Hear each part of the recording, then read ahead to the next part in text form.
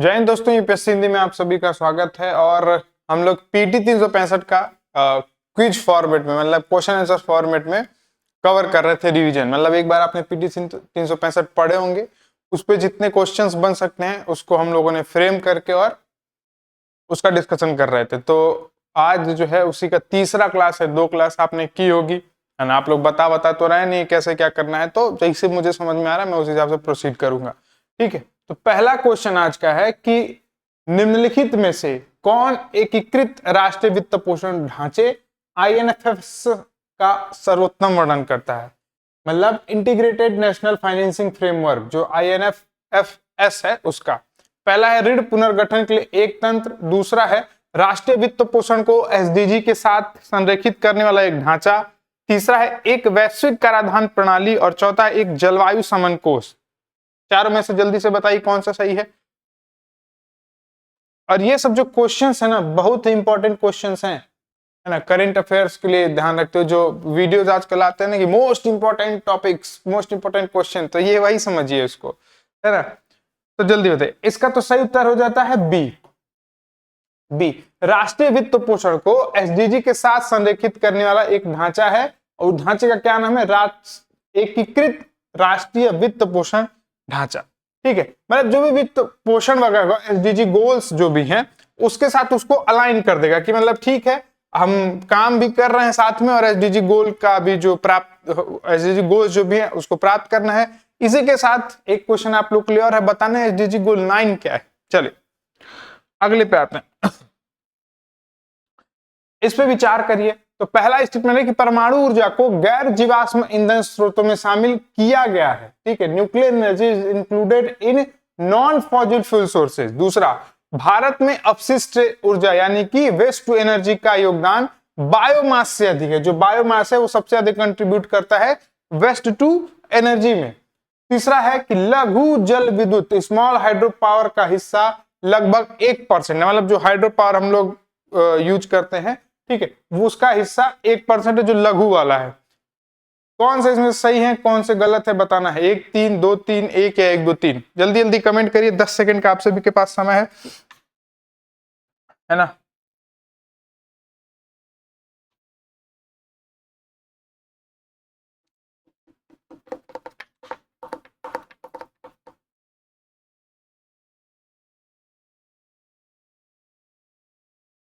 ठीक है, तो इसका जो है दूसरा स्टेटमेंट गलत है, बाकी जो है दोनों सही है। मतलब पहला और तीसरा सही है, दूसरा गलत है। पहला, अब ये स्टेटमेंट भी आपको ध्यान में रखते जाना है। ठीक है, तो परमाणु ऊर्जा को गैर जीवाश्म ईंधन सोर्सेज में पूछ देता ना कि पीवाईक्यू में क्वेश्चन भी पूछा हुआ है कि कौन कौन से इसमें से नॉन रिन्यूएबल सोर्सेज हैं, कौन कौन से फॉसिल फ्यूल है, ये करके, तो उसमें ध्यान देना, उसके हिसाब से उसको ध्यान में देना है कि जो परमाणु एनर्जी है, न्यूक्लियर एनर्जी है, उसको नॉन फॉसिल फ्यूल सोर्सेज में शामिल किया जाता है। दूसरा यह है कि क्या पूछा था कि भारत में अपशिष्ट ऊर्जा वेस्ट टू एनर्जी का योगदान बायोमास से अधिक है।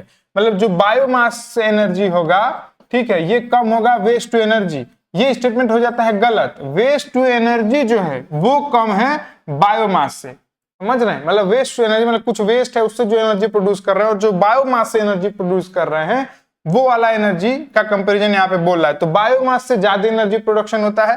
मतलब मान लीजिए 100 जूल प्रोड्यूस होता होगा, तो बायोमास उसमें से लगभग 3 जूल के करीब, और जो वेस्ट टू एनर्जी है लगभग 1 जूल के करीब। ठीक, तीसरा स्टेटमेंट ऐसे ही सही हो जाता है, लगभग 1% हिस्सा जो है स्मॉल हाइड्रो पावर से हम लोग को मिलता है। ठीक है, अगले पे आते हैं। इसमें किसी को कोई डाउट, कुछ कोई शंका समाधान करवाना हो तो कमेंट करके आप लोग बताइएगा। अगले पे आते हैं।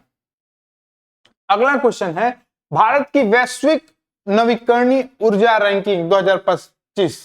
कौन सा, India's global renewable energy ranking 2025, इस उसके बारे में बताना है। ठीक है, कौन सा सही सुमेलित है। तो सौर ऊर्जा दक्षता में प्रथम, यानी कि जो सोलर पावर कैपेसिटी उसमें फर्स्ट, पवन ऊर्जा दक्षता में द्वितीय, विंड पावर कैपेसिटी में सेकेंड, नवीकरणीय ऊर्जा स्थापित क्षमता में चतुर्थ, रिन्यूएबल इंस्टॉल कैपेसिटी में फोर्थ, और सबसे बड़ा इथेनॉल उत्पादक में 5वें स्थान पे। ठीक है, एक क्वेश्चन से पूरा आपका याद हो गया। मतलब समझ रहे, ये सारा अब एक क्वेश्चन तो कंफर्म है कि कंफर्म आएगा, चाहे यूपीएससी हो, यूपीपीसीएस हो, बीपीएससी हो, श्योर एकदम लीग क्वेश्चन इसको आप कह सकते हैं, तो कंफर्म है आएगा। बताइए इसका आंसर, सोच के बताइए जल्दी से। और जो पीसीएस वाले हैं अभी ध्यान में रखेंगे, जब पीसीएस नजदीक आएगा फिर से एक बार इसको रिवाइज करिएगा। भाई बहुत वोलेटाइल डेटा होता है, खट से चेंज हो जाएगा, थोड़ा सा भी कोई एक नया सिस्टम कुछ बना दिए तो तुरंत चेंज हो जाता है, इंडिया जब कोई और हो जाएगा तो उसके हिसाब से चेंज कर लेंगे। यूपीएससी वाले इसको ध्यान में रख सकते हैं।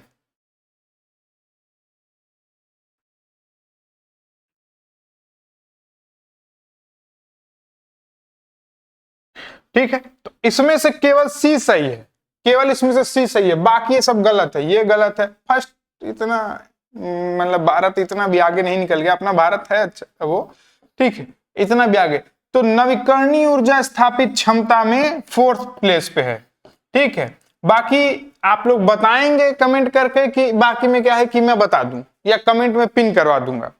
तो नोट करना हो या सुनना हो तो सुन लीजिए।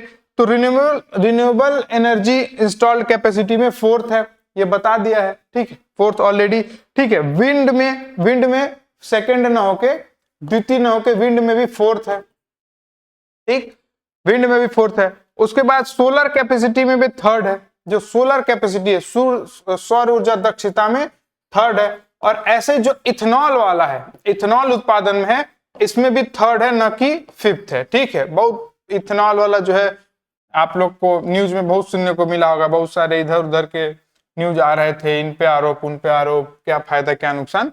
खैर वो सब जब आप पॉलिटिक्स में जाइएगा तब वो सब चीजों पे डिस्कस करिएगा। अभी एज ए स्टूडेंट चीजों को लीजिए, चीजों को समझिए और चीजों को पढ़िए, नहीं तो फिर आप में और जो चाय की दुकान पे जो डिस्कशन होता है उसमें कोई फर्क नहीं रह जाएगा, है ना। अगले पे आते हैं। तो पहला, अब असर्शन रीजन का क्वेश्चन है। तो पहला ये है, पहला स्टेटमेंट इसका यह है कि 2014 से 2025 के बीच भारत के सौर ऊर्जा क्षेत्र में तेजी से वृद्धि हुई है। India solar energy sector has grown rapidly between 2024 से 14 से 25। ठीक है, तो सही बात है। अगला है, सरकारी नीतियों और सौर ऊर्जा की लागत में कमी ने इसके उपयोग को बढ़ावा दिया है। अभी देखिए एकदम फर्जी सा क्वेश्चन है एकदम, मतलब ये ऐसा क्वेश्चन दे के अगर कोई छोड़ दे, गलत कर दे, तो समझ लीजिए फिर वो बंटाधारी है। तो इसका सीधे ऑप्शन ए सही हो जाता है। सही बात है भाई कि बढ़ी है ना, हमेशा बढ़ेगी। दूसरा ये है कि जो सरकारी सब्सिडी वगैरह आप देखते होंगे ना सोलर पैनल पे, अगर 3 किलोवाट का सोलर पैनल आप लगवाएंगे तो लगभग कॉस्टिंग आती है 1,70,72,000 के करीब, या जितनी भी आती हो, और सरकार उस पर 1,08,000 सब्सिडी देती है। तो उसी लिए तो नीति वगैरह सही, तो इसका जो है उपयोग तभी तो वो करेंगे लोग, उपयोग में ज्यादा से ज्यादा लाएंगे, नहीं तो क्या पड़ी है किसी को सोलर लगवाने की। अगला, ठीक है, अब यहाँ पे 4 राज्य दिए हुए हैं, इसमें 4 राज्य दिए हुए हैं, इनका बताना है कि कौन से राज्य भारत में नवीकरणीय ऊर्जा यानी कि रिन्यूएबल एनर्जी प्रोड्यूसर में टॉप पर है। ठीक है, तो राजस्थान, गुजरात, तमिलनाडु और पंजाब भारत में नवीकरणीय ऊर्जा के शीर्ष उत्पादकों में शामिल हैं, शीर्ष उत्पादक में। अब इंग्लिश में राजस्थान का मतलब राजस्थानी होता है, गुजरात का मतलब गुजरात नहीं हो जाएगा, गुजरात ही होगा, तमिलनाडु नहीं होगा, पंजाब, सब हिंदी इंग्लिश दोनों बराबर ही। जल्दी बताइए।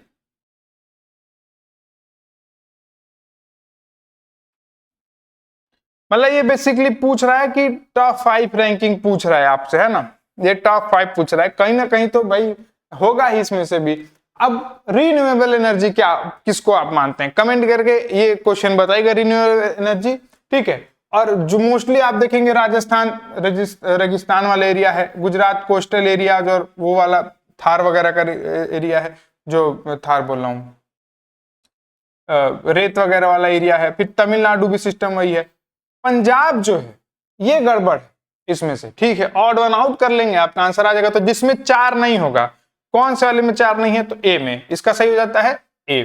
ठीक है, तो राजस्थान, गुजरात, तमिलनाडु। ठीक है, टॉप 5 में पंजाब नहीं है, राजस्थान, गुजरात, तमिलनाडु उसके बाद कर्नाटका और महाराष्ट्र। और कमेंट करके आप बताएंगे कौन सा रिन्यूएबल एनर्जी किसे कहते हैं, रिन्यूएबल एनर्जी यानी कि नवीकरणीय ऊर्जा किसे कहते हैं। दोनों तरफ से समाज रखा जाए तो सही बात है, ठीक है।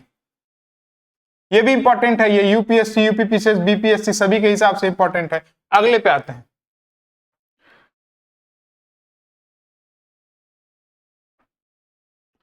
अब इसमें भी कथन कारण है। तो पहला पूछ रहा है कि आईएसए का लक्ष्य, जो इंटरनेशनल सोलर अलायंस है, उसका लक्ष्य 2030 तक सौर ऊर्जा में 1000 अरब अमेरिकी डॉलर का निवेश जुटाना है, ठीक है। दूसरा है कि आईएससी की टुवर्ड्स 1000 रणनीति का मुख्य जोर वैश्विक स्तर पर सौर ऊर्जा के विस्तार पर है, ठीक है। तो असर्शन सही है, रीजन सही है भाई, बोथ इतना बोलूंगा नहीं, रोज रोज तो यही बोलता हूं। तो एबीसीडी, हाँ एग्जाम में जब जाइएगा इसको ध्यान से जरूर पढ़िएगा। हो सकता है आप आंसर सही दे लें, लेकिन ये चेंज कर दें। यहां जहां पे ए पे लिखा रहता है सही व्याख्या, हो सकता है उसको बी पे लेते हैं, वहां पे आपका आता हुआ क्वेश्चन गड़बड़ी हो जाएगा। तो ध्यान से, हड़बड़ी में गड़बड़ी ना करते हुए आपको करना है, ठीक है। चलिए बताइए।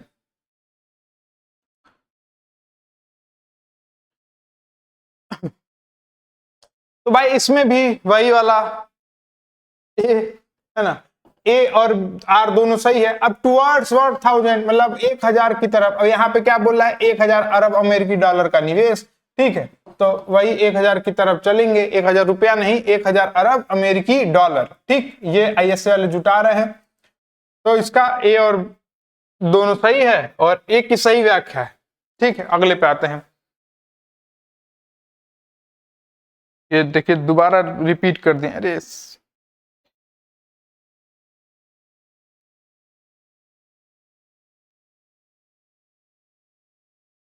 चलिए अब बताइए, आईएसए की पहलों के संदर्भ में निम्नलिखित कथनों पर विचार करिए। इसको थोड़ा और ऊपर कर देते हैं, ठीक है। विचार करिए भाई। तो पहला स्टेटमेंट है कि सनराइज पहल और पीवी और बैटरियों के एंड ऑफ लाइफ प्रबंधन से संबंधित है। जो सनराइज इनिशिएटिव है जो आईएसए का है, ठीक है। ये भी अब देखिए इसमें से कितनी चीजें आपको याद पड़ रही है कि आईएसए का है कि नहीं है, ये भी सब सोचनी पड़ेगी उस दिमाग में। अब सनराइज पढ़ के डायरेक्ट इस पे नहीं आ सकते, ध्यान ये भी रखना पड़ेगी आईएसए का है भी कि नहीं है, ठीक है। तो ये भी एक चीज ध्यान देना है एग्जाम में। तो सनराइज पहल सौर पीवी, ठीक है, और जो मतलब सोलर पीवी और जो बैटरियां हैं उनके एंड ऑफ लाइफ, जीवन चक्र के अंत प्रबंधन से संबंधित। मतलब जब मान लीजिए बैटरी की एक लाइफ होती है 3-4 साल, 4 साल, जो भी सेल उसके अंदर होता है, एसिड वगैरह जो भी होता है, उसकी कुछ लाइफ होती है। तो जब वो खत्म हो जाती है, जैसे आप फोन में भी देखते होंगे, पहले फोन धकाधक चलता है 2-2 दिन 3-3 दिन, जैसे जैसे फोन आप यूज करते जाते उसकी बैटरी लाइफ कम हो जाती है। वही चीज ये बोल रहा है कि जब वो कम हो जाएगी तब उसका प्रबंधन से रिलेटेड है सनराइज वाला, कि उसको कैसे आप डिस्पोज करेंगे, कहीं जमा करेंगे, कोई गवर्नमेंट की पॉलिसी है, क्या है, कैसे है। अगला है कि ग्लोबल सोलर फैसिलिटी का उद्देश्य सौर निवेश में होने वाले वित्तीय जोखिमों को कम करना है। जो ग्लोबल सोलर फैसिलिटी है वो अगर कोई सोलर से रिलेटेड इन्वेस्टमेंट है उसमें, अगर जो नहीं पढ़े होंगे आप, सुने होंगे, पढ़े क्या होंगे कि वित्तीय शेयर मार्केट वित्तीय जोखिमों के अधीन है, कृपया दस्तावेज जरूर पढ़े, फलाना देखना, वही चीज ये बोल रहा है, ठीक है। कि जो ग्लोबल सोलर फैसिलिटी है ये क्या करेगा कि जो भी आप इन्वेस्ट करेंगे सोलर में उसके जोखिम को कम कर देगा। अगला है आईएसए एकेडमी केवल ऑफलाइन तकनीकी प्रशिक्षण प्रदान करती है। अब ये देख रहे हैं क्या चीज पूछ रहा है कि ISA academy provides offline technical training only, केवल ऑफलाइन। अगला है small island developing state SIDS ISA world bank platform के तहत लाभार्थी हैं, ठीक है। तो जो एसआईडीएस है, ठीक है, वो आईएसए वर्ल्ड बैंक प्लेटफॉर्म के तहत लाभार्थी, उसका मतलब बेनिफिशियरी है कि नहीं ये पूछ रहा है। अब बताइए, अब बताइए इसका क्या सही है क्या गलत है। अब ये देखिए कितना मतलब कितना लल्लू छाप क्वेश्चन था। अब इतना पढ़ेंगे आप, अरे भाई सनराइज का तो पता ही नहीं था, क्वेश्चन छोड़ो आगे बढ़ो। अरे मेरे भाई जरा सा लॉजिक लगाना है। आजकल ऑनलाइन क्या चीज नहीं हो गया है, सब चीज, शादी ब्याह लोग अभी ऑनलाइन कर रहे थे, कोविड में भी आप देखे होंगे, ये ऑफलाइन क्यों रहेगा बस। अब जैसा ही आप तीसरा को हटाएंगे केवल एक ऐसा बच जाएगा, है कि नहीं। सब में 3 है, बस केवल एक बच जाएगा, तो ऑप्शन इसका सही हो जाएगा ए। तो एग्जाम में आधे से ज्यादा क्वेश्चन तो अगर आप ढंग से ध्यान देते हुए थोड़ा बहुत कर लेंगे तो हो जाएगा, है ना। चलिए अगले पे आते हैं।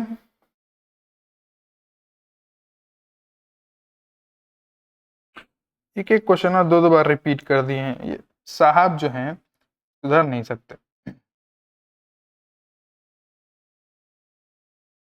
चलिए अगला है, निम्नलिखित में से कौन वितरित नवीकरणीय ऊर्जा डिस्ट्रीब्यूटेड रिन्यूएबल एनर्जी को अच्छे से डिफाइन करता है।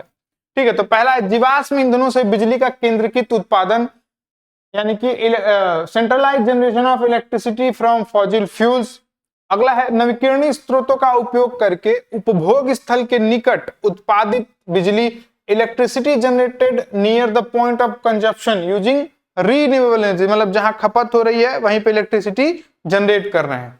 ये वितरित नवीकरणीय ऊर्जा का पूछ रहा है। अगला है बड़े पैमाने पर ग्रिड से जुड़े सौर पार्क, जो लार्ज स्केल ग्रिड कनेक्टेड सौर पार्क है, एक सोलर भारत ने आईएसए में रखा भी था।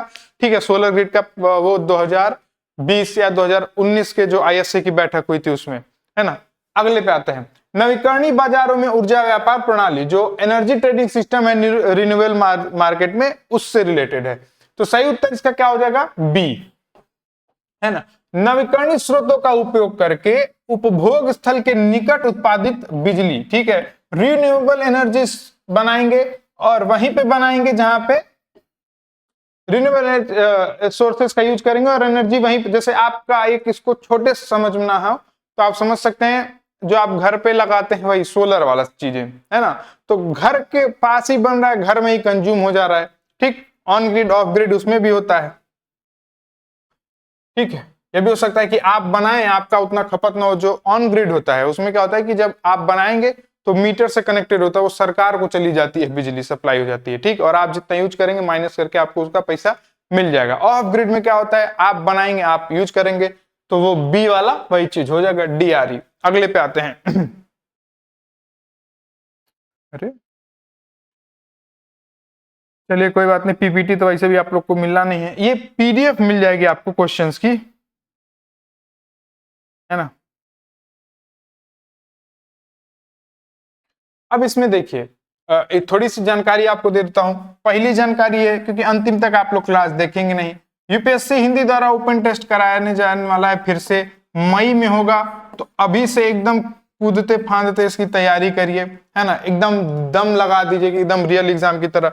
जीएस भी रहेगा इसमें और सीसैट भी रहेगा, ये एक चीज हो गया। दूसरा, ये जो पीडीएफ है ये आपको कहाँ मिलेगा, कहाँ मिलेगा आपको पता है कि नहीं पता है? नहीं पता है तो जान लीजिए, ये हमारा टेलीग्राम चैनल है यूपीएससी हिंदी फॉर सीएस। ठीक है, यूपीएससी हिंदी फॉर सीएस, इसी पे आपको टेलीग्राम चैनल पे जब 100 क्वेश्चन हम लोग कर लेंगे, 100 क्वेश्चन कब करेंगे, जब आप लोग की इच्छा होगी। भाई देखोगे नहीं क्लास, मैं क्यों 1.5 घंटा 2 घंटा बर्बाद करके पहले पीपीटी बनवाऊं, क्वेश्चन बनवाऊं, उसके बाद से क्लास बनाऊं, क्यों करने, जब आप लोग देखोगे नहीं। तो 100 क्वेश्चन हो जाएगा तो 100 क्वेश्चन आपको मिल जाएगा। पेड ग्रुप जो भी चल रहा है प्री टेस्ट सीरीज का, उसमें मिल गया है। नहीं मिला होगा तो आप अपना जो एडमिन होंगे वहां पे उनको टैग करिएगा, वो आपको पीडीएफ प्रोवाइड कर देंगे। ये क्वेश्चन पे आते हैं, भारत में सोलर पैनल की दक्षता से जुड़े मानकों के संदर्भ में निम्नलिखित कथनों पर विचार करिए। जो सोलर पैनल की इफिशियंसी नॉर्म्स है उससे रिलेटेड स्टेटमेंट्स हैं, उस पर ध्यान देना है।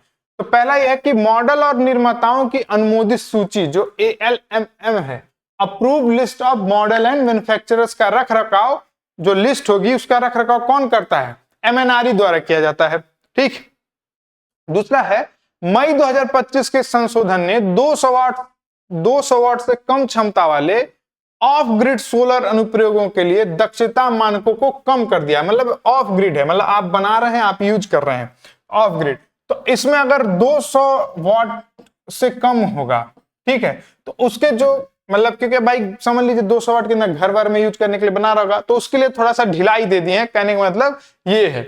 दूसरा ये है कि संशोधित मानक छोटे ऑफ ग्रिड सिस्टम और बड़े ग्रिड कनेक्टर सोलर संयंत्रों दोनों पर लागू होते हैं। मतलब ये छोटे वाले पे भी लागू होगा और जो बड़े ग्रिड कनेक्टेड सोलर हैं, ठीक है, सोलर संयंत्र उन पर भी लागू होगा। जो ये वाला है यही बोल रहा है, ठीक, ये बोल रहा है।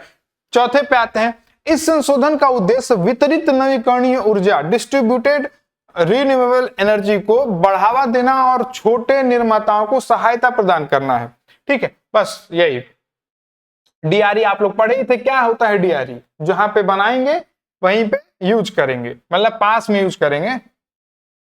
ठीक है, छत पे एसी लगा के थोड़े बैठे रहेंगे, अरे इधर बन रहा है, इधर डायरेक्ट डायरेक्ट। ठीक है, तो इसका जो देखिए अब क्या बोल रहा है, हर जगह किसकी बात हो रही है, छोटे निर्माता। ठीक है, 200 वाट से कम, सारे आपको एक तरह के स्टेटमेंट दिख जाएंगे। एक जो स्टेटमेंट गलत, जो आपको थोड़ा अटपटा लगेगा, इसमें क्या बात की गई है, और बड़े ग्रिड कनेक्टेड सोलर। तो भाई जब सब चीज छोटे वाले के लिए हो रहा है, तो बड़े वाले को क्या करेंगे हम लोग, इलिमिनेट कर देंगे, और यही सही उत्तर होगा। तो इसका आंसर आपको नहीं भी आता होगा, थोड़ा सा आप दिमाग लगाएंगे, पेश होता है क्या है कि एग्जाम में हम लोग हड़बड़ी कर देते हैं। साल भर जब वो सर लोग बोलते हैं ना कि प्रैक्टिस करो प्रैक्टिस करो, तो प्रैक्टिस का मतलब यही होता है कि साल भर क्वेश्चन पे वर्क करना, क्वेश्चन देखना। अब पहले इसको बता लेते हैं, तो तीसरा हटाएंगे, जैसे ही तीसरा हटाएंगे केवल एक 1 2 4 सही हो जाएगा।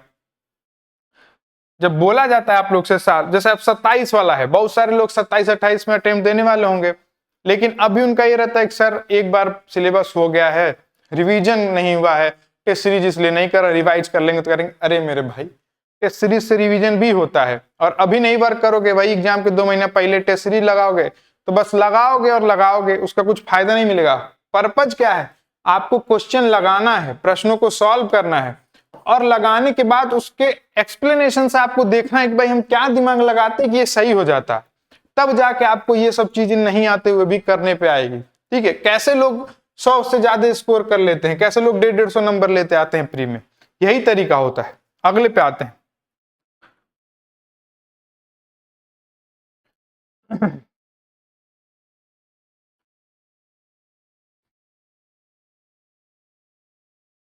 फिर ये दो दो बना दिया एक एक चीजों को।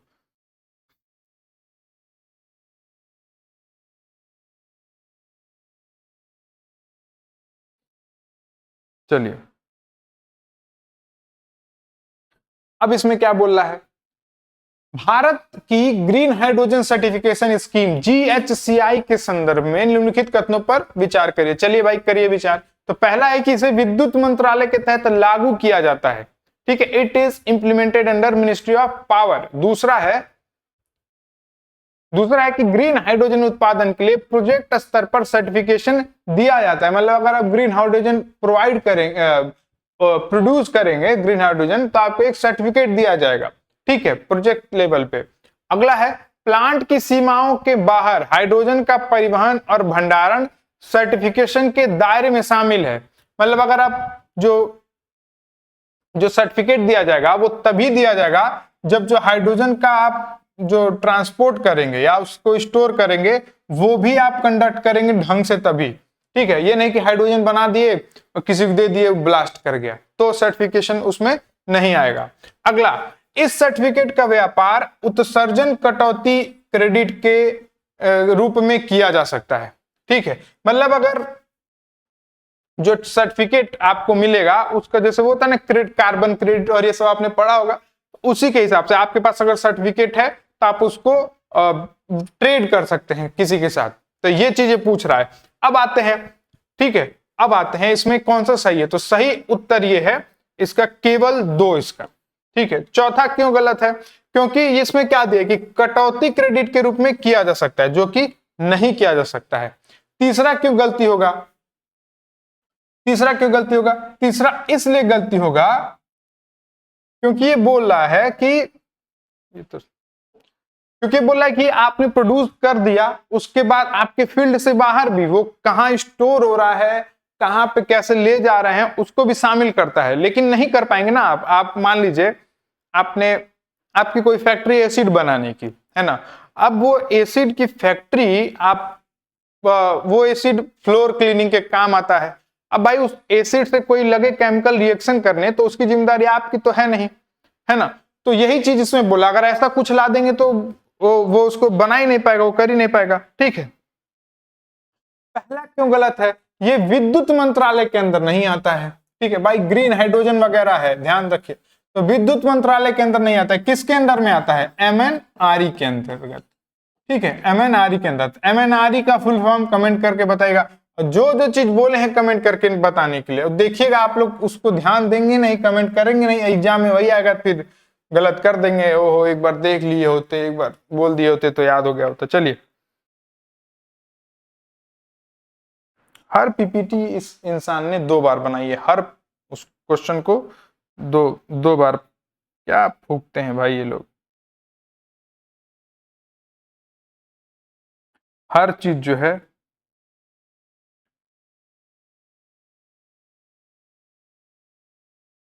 चलिए अब, नहीं फिर से भाई सेम आ गया क्या, नहीं ठीक है।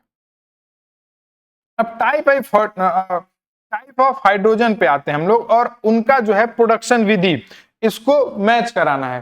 तो ये सामने सामने होना चाहिए था, ऐसे होना चाहिए था, ठीक है, ये ऐसे होना चाहिए था, ऐसे होना चाहिए था। तो ग्रे हाइड्रोजन जो है वो कैसे बनता है, तो मीथेन रिफॉर्मिंग से। दूसरा ब्लू हाइड्रोजन जो है नवीकरणीय ऊर्जा का उपयोग करके इलेक्ट्रोलिसिस से, मतलब जो रिन्यूएबल एनर्जी इलेक्ट्रोलिसिस कराएंगे रिन्यूएबल एनर्जी का यूज करके, उससे बनता है ब्लू हाइड्रोजन। और पिंक हाइड्रोजन जो है परमाणु ऊर्जा आधारित इलेक्ट्रोलिसिस से, जब हम न्यूक्लियर एनर्जी बेस्ड इलेक्ट्रोलिसिस कराएंगे तब बनेगा, जो बनता है पिंक। तो बताइए कौन सा सही है कौन सा गलत है।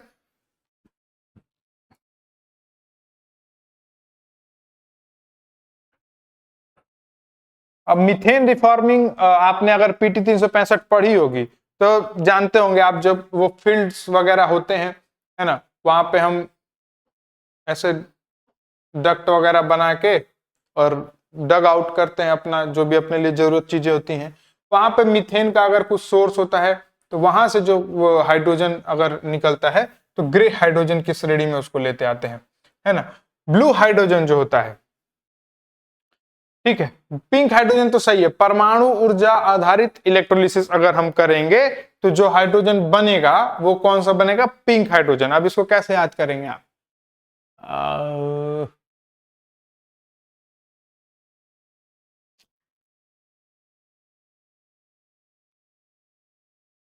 खैर याद कर लीजिएगा डायरेक्ट उसको। अब कुछ जापान वापान से लिंक कर सकते हैं, पता नहीं आप लोगों ने जापान में वो देखा होगा कि नहीं, पेड़ वेड़ कुछ एक आध पेड़ होते हैं जो पिंक पिंक कलर के फ्लावर्स होते हैं। कार्टून अगर आप देखते हैं जैपनीज कार्टून तो देखते होंगे उसमें जो स्ट्रीट का व्यू दिखाता है तो पिंक पिंक फ्लोर गिरे रहते हैं। और जापान के हिरोशिमा नागासाकी में परमाणु वाला हुआ था, तो यहाँ से ऐसे याद करने के लिए कुछ भी कर सकते हैं, लेकिन ये सब चीजें एग्जाम में आपको नहीं याद आती है। डायरेक्ट याद कर लीजिएगा, पिंक हाइड्रोजन परमाणु ऊर्जा। ये जो होता है ब्लू हाइड्रोजन, तो इसमें इलेक्ट्रोलिसिस तो करते हैं लेकिन नवीकरणीय ऊर्जा नहीं रहती, वो फॉजिल फ्यूल वगैरह यूज करते हैं हम लोग, ठीक है, रिन्यूएबल एनर्जी नहीं रहती है, फॉजिल फ्यूल रहता है ना। ठीक, तो ये इसका स्टेटमेंट 2 हो जाता है गलत, तो केवल 1 और 3 ए पे हम मारेंगे ताला और हो जाएगा हमारे क्वेश्चन और सही। ठीक, अगले पे आते हैं। कितने देर की क्लास हुई एक बार देख लें, अभी तो है समय, अभी करते हैं। चलिए अगले क्वेश्चन पे आते हैं। अगला क्वेश्चन है भाई, है अभिकथन और कारण वाला क्वेश्चन है, ठीक है, कथन कारण वाला है। इस पे आते हैं। ये क्या बोल रहा है कि बायोगैस को एक स्वच्छ ईंधन माना जाता है, ठीक है, बायोगैस को एक स्वच्छ ईंधन माना जाता है। मोदी जी का आप एक सुने होंगे, आप उसको बायोगैस मान सकते हैं कि नहीं, जो मोदी जी बोल रहे थे कि नाली से गैस उत्पादन करके उस पर चाय और क्या क्या बनाते थे वो अपने बचपन में, उसको आप मान सकते हैं कि नहीं बायोगैस, थोड़ा बताइएगा इसके बारे में। अगला आता है, बायोगैस में केवल मीथेन होती है और कोई अन्य गैसें नहीं होती हैं, क्या ये पॉसिबल है। ये बच्चों वाला क्वेश्चन है, एकदम बच्चों वाला क्वेश्चन है, ठीक है। ठीक, तो इसका जो है ये तो सही हो जाएगा भाई, स्वच्छ ईंधन है बायोगैस, ठीक, लेकिन जो कारण है वो गलत हो जाएगा, तो अपना सही हो जाएगा ऑप्शन सी। इसमें क्या होता है कि केवल मीथेन नहीं होता है, इसके साथ साथ क्या होगा, CO2 होगा, ठीक है, और क्या क्या होगा, हाइड्रोजन सल्फेट होगा, है ना, थोड़ा मोड़ा और कोई गैस वैस मिल जाएगा, लेकिन केवल नहीं होता है। तो यहाँ पे क्यों गलत हो गया है, केवल की बात कर दी है, हार्श स्टेटमेंट, एक्सट्रीम स्टेटमेंट जिसको बोलते हैं। अगले पे आते हैं।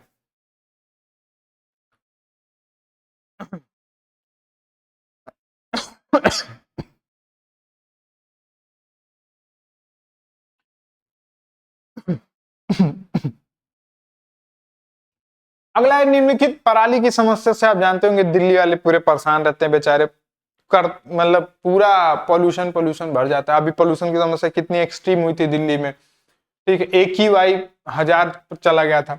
निम्नलिखित में से कौन सा पराली जलाने की समस्या को कम करने में सीधे तौर पर योगदान दे सकता है, मतलब डायरेक्ट जो है सब्टल बर्निंग, स्टबल बर्निंग जो होती है उसके रिडक्शन में कंट्रीब्यूट करेगा?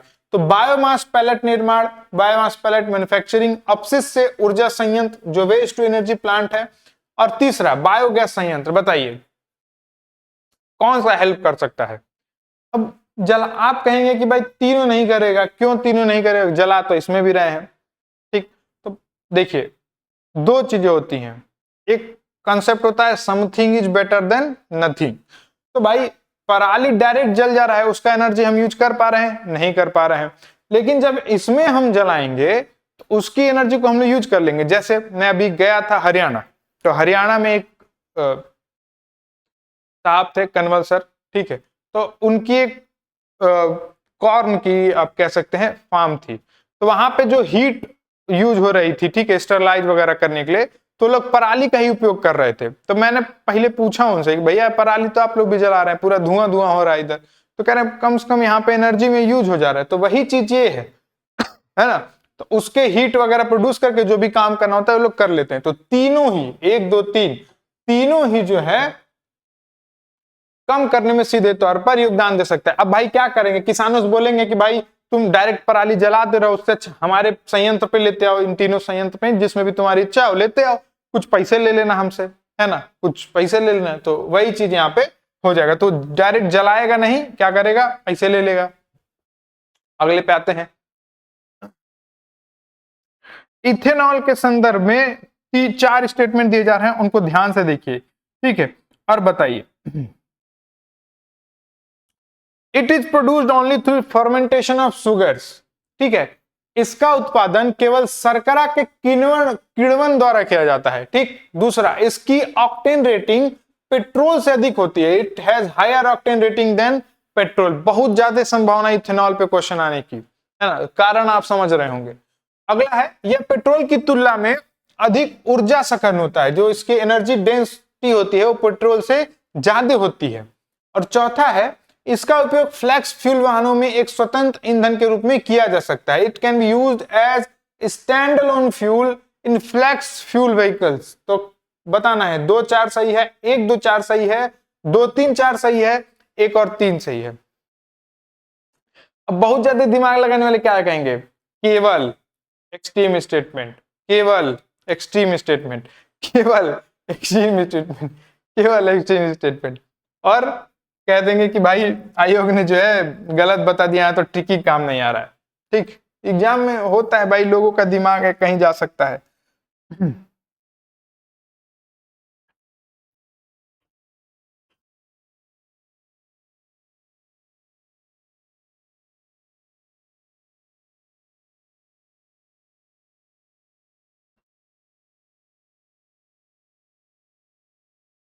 तो सही उत्तर है केवल 2 और 4, केवल 2 और 4 इसका सही उत्तर है। क्यों सही है हम देखते हैं। तो पहला क्यों गलत है, तो केवल शर्करा वगैरह से नहीं होता है। देखिए यहां पे भी लग गया है केवल, ठीक है, यहां पे क्या लग गया है, केवल। तो केवल शर्करा से हम जो है इसको नहीं यूज करेंगे। जो पेट्रोकेमिकल प्रोसेस होता है, पेट्रोकेमिकल प्रोसेस, इससे भी हम प्रोड्यूस कर सकते हैं इथेनॉल को, पेट्रोकेमिकल प्रोसेस से। ठीक है, अंग्रेजी मेरी थोड़ी मतलब राइटिंग अंग्रेजी वाली थोड़ी डॉक्टरों की तरह है, तो मैं बोल रहा हूं तो उसको ध्यान से जरूर सुनिएगा। ठीक, तो केवल, तो पहला गलत हो गया। ठीक है, अब अपने पास बचता है 3 को एलिमिनेट करने का, तो हम 2 इसका मतलब सही हो गया।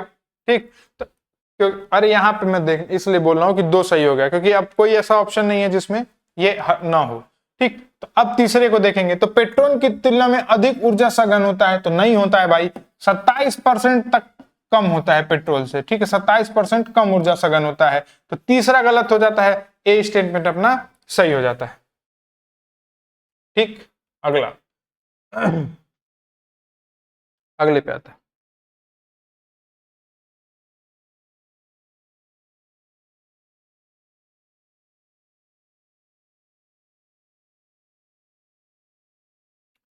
अगला E20 ईंधन E10 की तुलना में कार्बन उत्सर्जन को कम करता है। मतलब जो E20 अगर कोई ईंधन होगा वो जो कार्बन इमिट करेगा वो E10 की तुलना में कम करेगा। ठीक है, अगला है एथेनॉल मिश्रण कच्चे तेल के आयात पर निर्भरता को कम करता है। जब एथेनॉल मिलाते हैं तो उससे क्या होता है, कच्चे तेल का जो आयात होता है, भाई पहले मान लीजिए हमारे पास आधा लीटर था पेट्रोल था, उसमें हम क्या किए, एथेनॉल मिला दिए, अब वो कितना हो गया 700 ml, तो भाई 200 ml हमको कम करना पड़ेगा, यही चीज जो बोल रहा है। अगला है एथेनॉल मिश्रण उच्च कैलोरी मान के कारण ऊर्जा दक्षता को बढ़ाता है। जो एथेनॉल मिश्रण होता है, बोल रहा है अगर हम वो करेंगे तो उसका क्या होता है, कैलोरी मान उच्च होता है, उसके कारण क्या होगा कि ऊर्जा दक्षता बढ़ जाएगी। ठीक है, मतलब और अच्छे से कंबशन होगा, कहने का मतलब इसका ये है। बताइए कौन सा सही है कौन सा गलत है, केवल 1 2 2 और 3, केवल 1 1 2 3, जल्दी बताइए। ठीक है, तो अभी मैंने जस्ट बताया था मेरे भाई कि पहले हम मान लीजिए 700 ml पेट्रोल जलाते, ज्यादा एनर्जी निकलती, अब हम 500 ml petrol plus 200 ml ethanol जला रहे हैं, एनर्जी क्योंकि ऊपर बताया था कि एथेनॉल की कम होती है तो एनर्जी कम मिलेगी, तो तीसरा स्टेटमेंट वहीं से हो जाएगा अपना गलत, सही हो जाएगा अपना केवल 1 और 2। तो ध्यान रखिएगा E20 ईंधन E10 की तुलना में कार्बन कम उत्सर्जन करता है। ठीक है, और ये तो सही ही है, ये तो आप जनरल स्टेटमेंट है। ठीक है, थोड़ा सा दिमाग लगाएंगे तो हो जाएगा। ठीक, आगे बढ़ते हैं। किसी में कोई डाउट रह जाए कि ये नहीं मुझे पता है, ये नहीं समझ में आया, तो कमेंट कर दीजिएगा, अगली क्लास में उसको डिस्कस कर लेंगे हम लोग। ये साहब जो हैं फिनोमिनम हम लोग पिछले बार कर लिए थे, है ना, अगले पे आते हैं।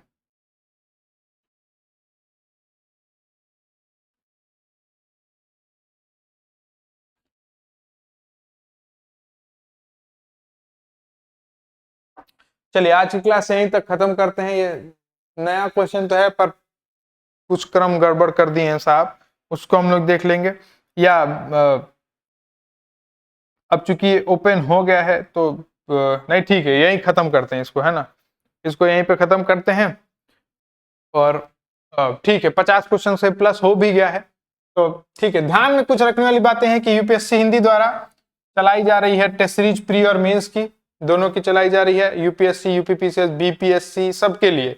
करना क्या है, ज्वाइन करने के लिए इसी नंबर पे आपको व्हाट्सएप करना है और अभी प्रैक्टिस करिए। रिवीजन का मतलब ये नहीं होता कि बुक को बार बार पढ़ना, रिवीजन का मतलब एक बार पढ़ा उसके बाद क्या करेंगे, दोबारा उसको क्वेश्चन प्रैक्टिस करेंगे, उसमें अगर लगे कि भैया मेरा ये कॉन्सेप्ट मिस हो गया है, तब जाके हम एक बार उस टॉपिक को देखेंगे, या नहीं कि 7 बार 8 बार बुकें पढ़े जा रहे हैं।